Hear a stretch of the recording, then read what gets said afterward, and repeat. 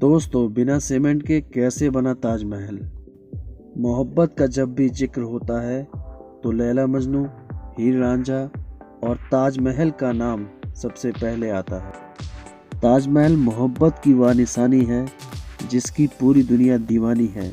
मुमताज की याद में शाहजहां की बनवाई ये इमारत जो दुनिया के 7 अजूबों में गिनी जाती है। अद्भुत सफ़ेद संगमरमर का बना यह मकबरा दिखने में बड़ा खूबसूरत है, जिसमें पत्थर का काफ़ी बेहतरीन काम किया गया है। वैसे तो बहुत से लोगों ने इसे आगरा जाकर देखा भी होगा। अगर हकीकत में जाकर नहीं देखा है तो फ़ोटो और वीडियो में इसे देखा ही होगा, और नहीं देखा है तो अभी देख लिया होगा। लेकिन क्या कभी आपने सोचा है इस पर लगा एक एक पत्थर कैसे रुका है, कैसे इस पूरे इमारत का निर्माण हुआ होगा। क्योंकि आज की बड़ी बड़ी इमारतें, बड़े बड़े पुल जो कि सीमेंट से बनते हैं पर वह भी ढेर हो जाते हैं, तो फिर 1668 में बना हुआ ताजमहल आज तक कैसे टिका हुआ है। उस समय तो सीमेंट का आविष्कार भी नहीं हुआ था।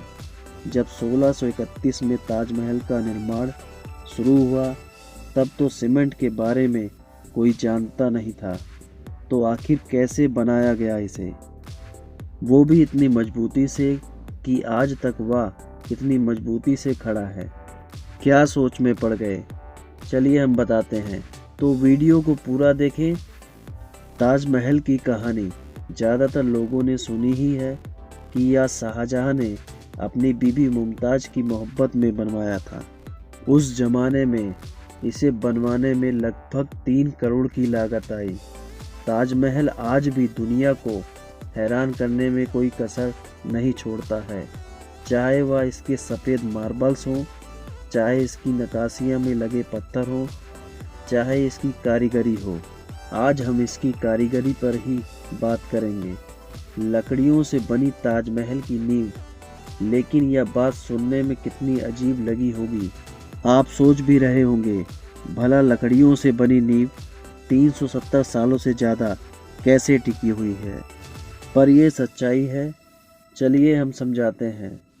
इस लकड़ी की नींव में बहुत बड़ा रोल यमुना का है। जी बिल्कुल, जिस तरह शाहजहां मुमताज़ के बगैर अधूरे हैं, उसी तरह यमुना के बगैर ताजमहल अधूरा है। इसलिए ही नहीं कि यमुना नदी से इसकी सुंदरता बढ़ती है, बल्कि इसलिए कि बिना यमुना के ताजमहल का कोई वजूद ही नहीं रह जाएगा। वह गिर भी सकता है। बिल्कुल सही सुना आपने। असल में यह सारा खेल उसी लकड़ी का है। वह लकड़ी कोई आम लकड़ी नहीं है, वह लकड़ी आबनूस के पेड़ की लकड़ी है। आबनूस की लकड़ियाँ एक तरह से पत्थर की होती हैं, जो आम लकड़ियों की तरह पानी पर तैरती नहीं है बल्कि डूब जाती है। इन लकड़ियों की खासियत यह होती है, इनमें दीमक नहीं लगती है। और सबसे ज़रूरी बात, अगर आबनूस की लकड़ियों में 30 या 30 से ज़्यादा % में नमी बनी रहे तो आबनूस की लकड़ी कभी ख़राब नहीं होगी। ताजमहल के केस में भी यही है। नींव में लगी होने के कारण इन लकड़ियों में यमुना के पानी से पर्याप्त मात्रा में नमी पहुंचती रहती है, और यही कारण है लकड़ियां पत्थर से भी ज़्यादा मजबूती से जमी हुई हैं। इसीलिए ताजमहल अभी तक टिका हुआ है, क्योंकि उसके किनारे यमुना नदी है। लेकिन यमुना जिस तरह से सूख रही है, उसने आर्कियोलॉजिस्ट की चिंता बढ़ा दी है। उनका मानना है जिस दिन यमुना का पानी सूख जाएगा, उस दिन लकड़ियों में नमी का स्तर 30% से कम हो जाएगा और ताजमहल को नुकसान हो सकता है। अब आप समझ ही गए होंगे, जब नींव में पत्थर ही नहीं है तो सीमेंट की कोई ज़रूरत नहीं है। लेकिन अब सोचने वाली बात यह है, नींव के ऊपर तो सारा पत्थर ही है, तो अब उसका क्या होगा। चलिए, जब नींव के बारे में हमने बताया है तो उसके बारे में भी बता देते हैं। जब बात हो रही है सीमेंट के बिना इतना मजबूत ताजमहल कैसे बना, उस समय संगमरमर के पत्थर को चिपकाने के लिए एक खास तरह का मटेरियल तैयार किया गया था। और ऐसा ही नहीं था, केवल ताजमहल में सिर्फ संगमरमर का ही इस्तेमाल किया गया था। उसके निर्माण में बहुत तरह के अद्भुत स्टोन का इस्तेमाल किया गया था। इसके अलावा कुछ विदेशी स्टोन भी ताजमहल बनाने में इस्तेमाल हुए थे। पुराने तथ्यों के अनुसार ताजमहल बनाने में एक अलग तरह का घोल का इस्तेमाल किया गया था, जिसका नाम सरूज बताया जाता है। यह सनलाइन, चिकनी मिट्टी आदि से बनाया गया था।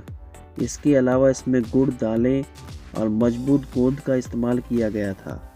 इन सभी की मदद से इतना मजबूत घोल तैयार हो गया था, जिससे ताजमहल की इतनी मजबूत पकड़ हो गई कि ताजमहल भूकंप, तूफान, बारिश, धूप, गर्मी, सर्दी का मुकाबला कर रहा है। यह इतना मजबूत है कि भूकंप भी ताजमहल को गिरा नहीं पाया। ताजमहल सुंदरता ही नहीं, बल्कि मुगल काल की सिविल इंजीनियरिंग का एक बेहतरीन नमूना भी है। आखिर में एक बात और जान लो, शाहजहां ने किसी भी मजदूर के हाथ नहीं कटवाए थे। यह सिर्फ एक अफवाह है। आपको ताजमहल के बारे में कोई भी इंटरेस्टिंग बात पता है तो कमेंट करके बताइए। वो सच हो या झूठ हो, हम देख लेंगे। अगर आज की वीडियो आपको पसंद आई है तो एक लाइक करें और अपने दोस्तों को शेयर करें। अगर यह वीडियो आप YouTube पर देख रहे हैं तो चैनल को प्लीज़ सब्सक्राइब करें। अगर Facebook पर देख रहे हैं तो आप Facebook पेज को लाइक करें और फॉलो करें। आप देख रहे हैं अयोध्या का चैनल, अयोध्या न्यूज़ लाइव या अयोध्या न्यूज़ टीवी। नमस्कार दोस्तों, इस चैनल को मिल रहे प्यार और सपोर्ट के लिए आप सभी का धन्यवाद। Thank you so much.